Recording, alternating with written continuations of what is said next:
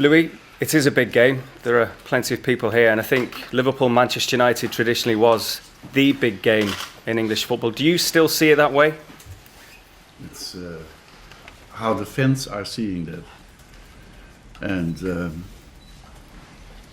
I feel it also already for 4 times, because we have played already 4 times against each other in the USA, but also in the league.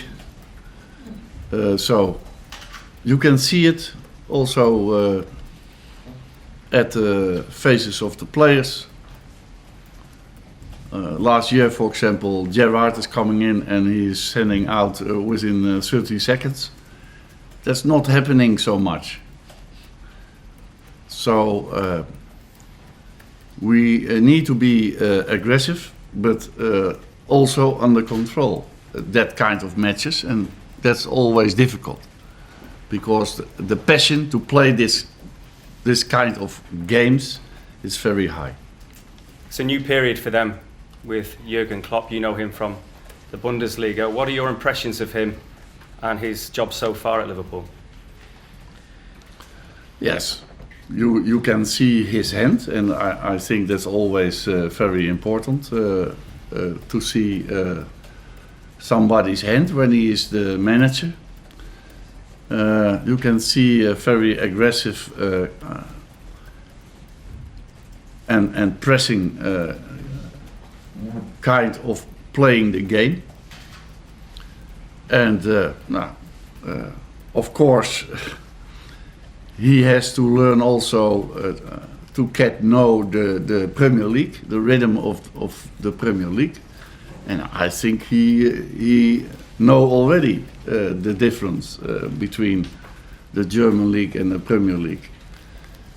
But he is very capable to be a manager in the Premier League, because he has showed always this kind of football, and I think that the fans shall love it. You talked before about what it means to the fans and what it meant to Mike, the chef, last season. What does a win? What does a win at Anfield, though, do to kind of not lift the mood, but give you a platform to build on, because it is such an important game for the fans? Yes, I know that. I've seen also the enthusiasm when we beat them, so I know that. And Mike has already said that to me also, with his way of saying it. So, yes. I think everybody is ready to play this game, but you have to do it at the right time, in a different schedule. I think we have to play 2:05. It's also new, I think, and we have to show it at that time, in that 90 minutes or 95 minutes, and with that resistance of Liverpool. You also told us last season that David De Gea would stay at Manchester United. Does the transfer embargo with Real Madrid change that situation or make you more fearful about whether he'll still be here at the end of January? I don't know, because I don't think that that kind of thing plays in the mind of David De Gea. I don't think that, and I never have thought that. That was in the period before the transfer period, but now I'm seeing David De Gea, who is enjoying to stay here in Manchester United and play good games. Louis, what have you made of the reaction amongst supporters to the 3-3 draw at Newcastle? Because many fans seemed happier to score 3 goals than perhaps they've been after some of the victories this season. Yes, I think I was more disappointed than the fans. Yes, I noticed that. I noticed that also on the street, and I had a lot of support on the streets. But then I say to them, we lost 2 points, and 2 points is very important in this period, because we have to win points.